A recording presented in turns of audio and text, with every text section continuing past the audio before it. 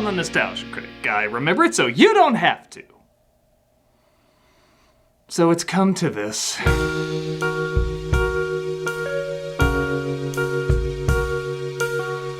Tom and Jerry and Willy Wonka and the Chocolate Factory. That's a lot of ands for this title, and one of them should clearly not be there at goddamn all. I like Tom and Jerry. I like Willy Wonka. But similar to welcomely divorced parents, just because I like them individually does not mean they shouldn't stay miles away from each other. I've talked about Willy Wonka and Tom and Jerry at great lengths on this show, so it figures we should look over their latest cash grab of inconvenience. And for those not aware, this is not the first time something like this has happened with Tom and Jerry.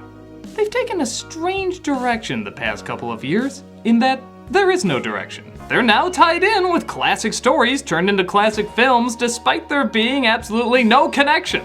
They're almost line for line, they just somehow sneaked Tom and Jerry into there. Nobody cared too much as these properties were so big and so overused that none of it really seemed that surprising. But something about this one drove the internet bonkers. Maybe because cinematically Willy Wonka has only 2 versions. And even though it's for kids, it still holds a slightly cynical edge that seems to be strangely contemporary. Even though it came out years and years ago, being lovingly satirized and referenced even today. So is this the film to suck out that unique edge from a timeless classic? Well, yeah. This is Tom and Jerry and Willy Wonka and the Chocolate Factory. Oh, it's just like watching a Tom and Jerry cartoon. This should make all the Willy Wonka fans happy. Oh, it's just like watching Willy Wonka. This should make all the Tom and Jerry fans happy. You see the problem, you first 2 seconds?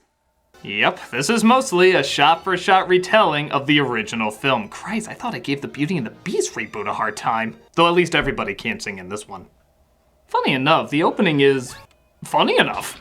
Yeah, Tom and Jerry do some slapstick, chasing each other around, looking for food, and it's not badly done. Even Tom's scream seems humorously appropriate. But Jerry escapes into a candy store and, with no tie-in or even introduction, the Candyman song begins. Who can take a sunrise, sprinkle it with dew? Why, this is as well woven as a web that's trying to ensnare and kill you.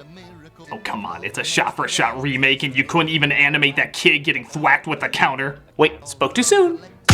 This is already weird. Who puts a mouse trap in candy? The Candyman's a psycho! Something else you'll notice is that, for what it is, the animation clearly has effort put into it. It's colorful, smooth, gets chunks of the slapstick right. It's not half bad. But then you realize it's not half good either. As for all its talent, it still looks rushed out, and most likely there was no time to redo a drawing if one looks slightly off. Because of this, I'm gonna do my faces eating your soul while you look at them count. Ooh, that's a good one to start off with. Charlie totally ignores the fact that free candy is being handed out and instead stops Tom from eating Jerry. I had to do that. I couldn't let you eat that poor mouse. Things can't be that bad, can they? Hey, don't you encourage that. We all know where this mindset leads. The greatest gift in life's a friend. Turn it off! Charlie feels bad for the both of them being hungry, so he gives them the bread that he was gonna give his family. Well, wait, then how does the later scene go? Grandpa George, Grandma Georgina, Grandma Josephine, Grandpa Joe, cabbage. Yeah, can you lean forward with a little less intensity? I'm tired of cabbage water. Tonight, we're gonna have a real banquet. I had 2 of them, but I gave one to some new friends. So, George and Georgina will still eat the shitty cabbage water, but the rest of us will eat like royalty. Tom and Jerry want to repay Charlie, so they try to sneak into the candy store and steal a crate of Wonka bars. Thankfully, the delivery man is a dog, because coherent realities are dumb. Charlie, of course, tells them it's not right to steal and they should return it. They put the crate back while breaking and entering and beating the crap out of the staff, breaking several more laws to account for one misdemeanor. My conscience is clear. Meanwhile, like in the film, a big announcement hits the school. What's going on out there? Willy Wonka's... Kid, were you just waiting at that door for someone to open it? You look like you've been practicing that pose for hours. Yeah, this is good. Willy Wonka's opening up his factory. You gotta buy Wonka bars to find the tickets. Class dismissed! After Charlie fantasizes about killing them. Killing them all. Tom and Jerry recommend they steal again that crate they stole before. No, it's not right, guys. Funny fact, this is the artist's interpretation of what Hanna-Barbera would think of this film. You know the drill. 4 kids find the golden tickets. Augustus Gloop, Veruca Salt, Mike TV, and Violet Beauregard. When I heard about this Wonka thing, I switched to chocolate. But then I went straight... Oh, that's another creepy face. And at last, the 5th one is found by, to be fair, a pretty humorous cameo. I've never been happier. Ole. Not only did they work in a droopy cameo, but they also worked in a Mexican stereotype to go with the other stereotypes. Tom and Jerry recycle bottles to get some money to buy a bar, again wondering how payment to animals works in this ecosystem. But the coin falls down the drain, only to be picked up by Charlie. By God, all of that was needed. 1 Wonka bar, it is. And of course, it's from the crate that Tom and Jerry had hidden away. The 5th golden ticket is a forgery. Alberto Menuleta has just been taken into custody by the police. Okay, as funny as that was, I am a little disturbed to see Droopy in cuffs. Could he get the chair for this? If animals can make a living, I have no idea what the laws are like in this world. Charlie naturally opens up the bar, finding the last golden ticket. After another creep face. It's Scrum Satan Leumptious. As you probably guessed, Slugworth stops him and tells Charlie all about how he wants him to get an everlasting gobstopper from Wonka. But this time there's 3 big differences. One is, he's German. You must get a hold of an everlasting gobstopper and bring it to me so I can find the secret formula. We have one of those stereotypes already, thank you. 2, he moves like the skeleton of a pink elephant from Dumbo. The everlasting gobstopper. If he's successful, he'll bankrupt me. I think there's too many creepy faces to count for this one. We'll just do a cliff note.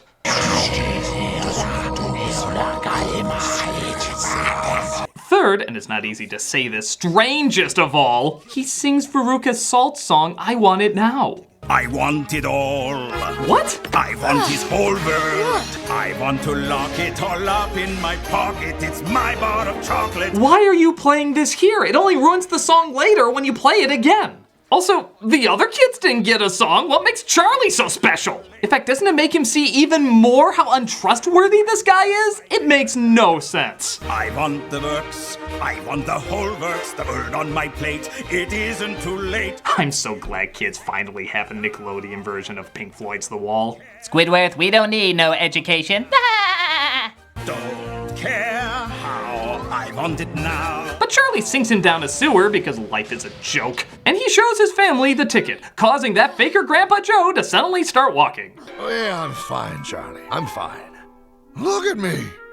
I never thought my... Oh, now that was a segue. I'm fine, Charlie, I'm fine. Look at me! I never thought my life could be anything but catastrophe. You're kinda acting like you knew it wouldn't. Thank God we have Tom and Jerry fighting over this momentous occasion. Because I've got a golden ticket. It's ours, Charlie. Here I go. Watch my speed. Yeah, I can't watch your speed because you're not showing it. Clearly this movie wanted this miracle of healing to focus on violence and maiming. If I just showed you this scene, would you think it's about a man who could walk again or the 3 of them committing a murder? And don't let the fact that you're welcoming death influence you.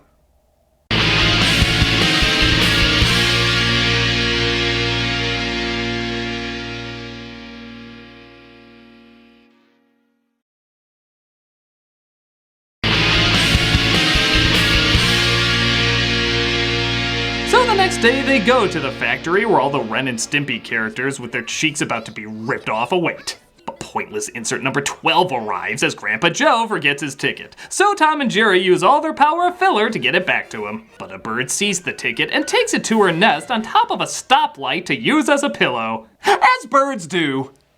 Check out this stretch. Christ, are Violet's eyes trying to leave their sockets? We don't even need an Oompa Loompa song for her. Nobody's gonna want to do what her creepy ass is doing. What I like about this scene of Wonka coming out pretending to be disabled is that, unlike the other film where people just look a little confused and maybe disappointed, the people in this one are downright pissed. A cane? Piss on his corpse! You know who else had a cane? The devil! He, of course, tricks them, revealing your 8th nightmare tonight. And Tom and and Jerry sneak the ticket back into Joe's pocket. Where could I have put it? Oh my God, is that what I think it is? Oh, thank you, Jesus. Violet Beauregard. Darling child. Okay, that wasn't just one drawing. You kept her eyes like that while she was talking. You're not even trying to hide your faces of death anymore.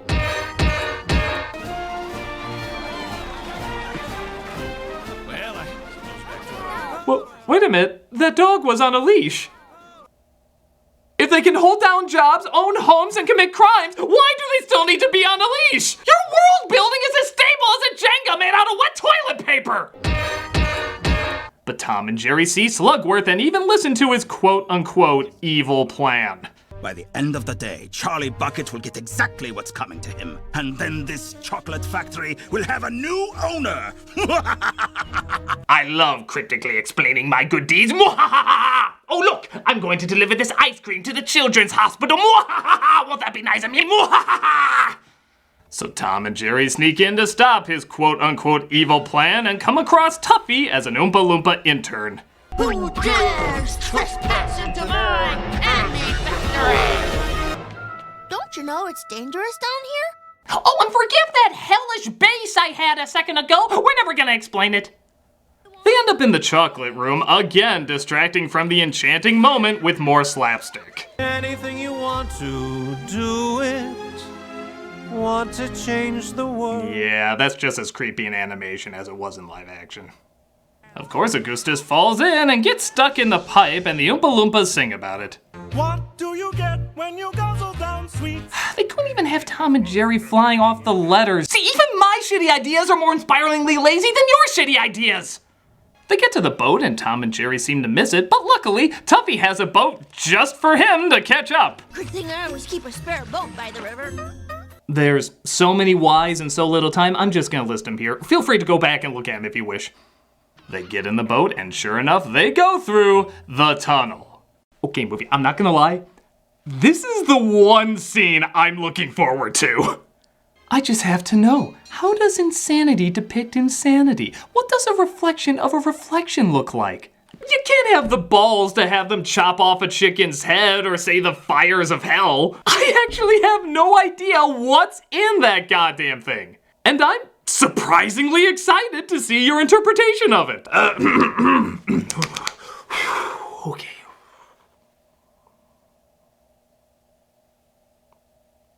Okay, go.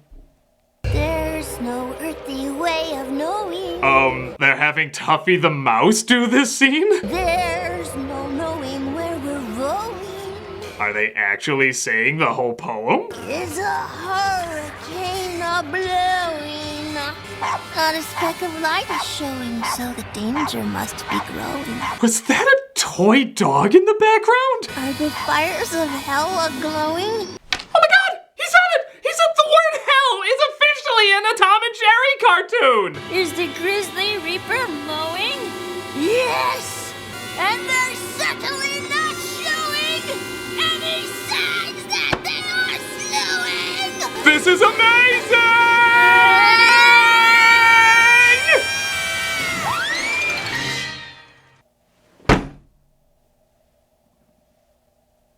Did that really just happen? No joke. This might actually be more insane than the original. The first one had people's fears. It wanted to scare and frighten them. This has a toy dog, an Oompa Loompa who's also a mouse, a kid mouse with a cute little lisp, in a Tom and Jerry cartoon where they say the word hell. Don't get me wrong, I know Gene Wilder is terrifying in the original, but look at this! Any signs that they are slowing? Look at this! I'm not saying this is better than the original, not by a long shot, but I am saying it's crazier. And it's kind of the best thing in the movie. No, we don't need that. It goes without saying. Sadly, the boring kind of madness takes over again as we just see Tom and Jerry in the background of other famous Wonka scenes, getting the gobstoppers, licking the wallpaper, and turning Violet into a blueberry. Oh, come on, you couldn't even really make her look blue. It still looks like a weak light is on her face. How do you do that in animation? The only difference is Slugworth and the dog chase Tom and Jerry around while all of that is going on. It doesn't even make sense. Why is he obsessed over getting them? It happens during the fizzy lifting drink scene, the goose scene, and yes, even during the repeat of the song we already heard. Give it to me now. I want today! I want tomorrow. Ooh, now it's a duet. This adds a totally different angle I never considered before. Wait, it's just stupid.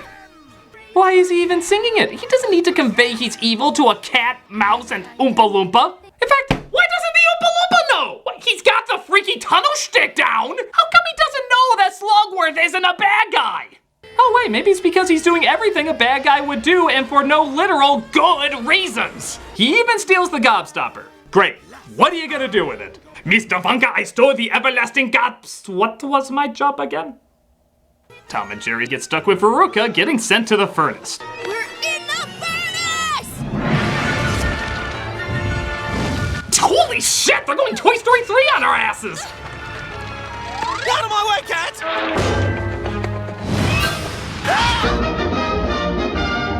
No, it doesn't end there. It ends with this. No, not there either. It's Tom and Jerry. They just brush it off, occasionally making a blackface joke. None in this one? Whew, that would have been hard to explain to your kids. Though not as hard as this. Good luck with that, parents. Mike TV gets axed off next, which means we're probably getting close to the film's traditional ending. To say the least, this movie takes some liberties. They're leaving the factory. Of course, Wonka knew they would figure out his technology and beam him back, changing their sizes, having a death battle, resulting in everyone's insides being switched around. I mean, it's in every playbook, y'all. My offer still stands, Charlie Bucket. With 2 gobstoppers, I could rule the candy world. Does 911 not exist anymore? Now you and I can be partners. Our gobstopper will make us kings of the candy world. What is it with Tom and Jerry and smiling predators walking slowly towards the camera? So after Charlie's trust is tested, it's tested again in the classic scene where Wonka flips out at him. We didn't see any rules. Wrong, sir. Wrong. Under Section 37 of the contract signed by him, Which we never saw signed. Oops. you stole fizzy lifting drinks, so you get nothing. You lose. Good day, sir. Wow, that was surprisingly tame by this film's standards. I would have expected at least 3 soul-sucking faces out of that scene. Of course, Charlie leaves the gobstopper, even though, honestly shouldn't. He's more than earned his trust. Wonka's just being an asshole now. But he reveals again, it was all a test. Let me introduce Mr. Wilkinson. My master plan was to help Wonka find an heir. I was concerned that you and Tom and Jerry would interfere with that plan. Granted, like 99.9% of it made no sense, but look, Tom and Jerry are farting bubbles. Why question anything? Wonka naturally gives Charlie the factory and says the final line with easily the creepiest face in the entire movie. You know what happened to the boy who suddenly got everything he ever wanted? He lived happily ever after.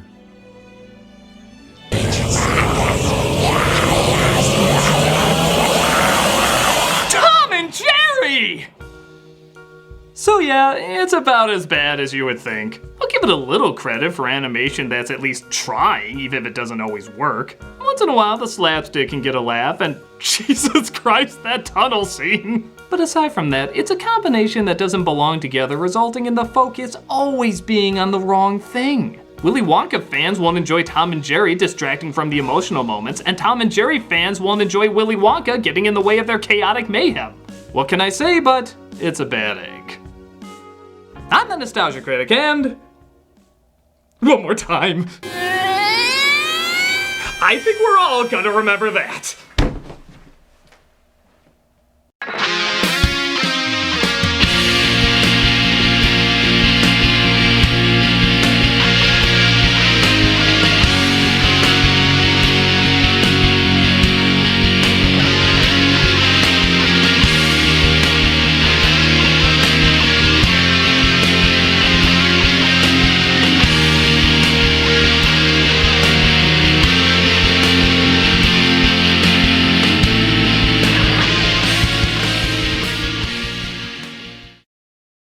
fuochi dell'inferno stanno ardendo!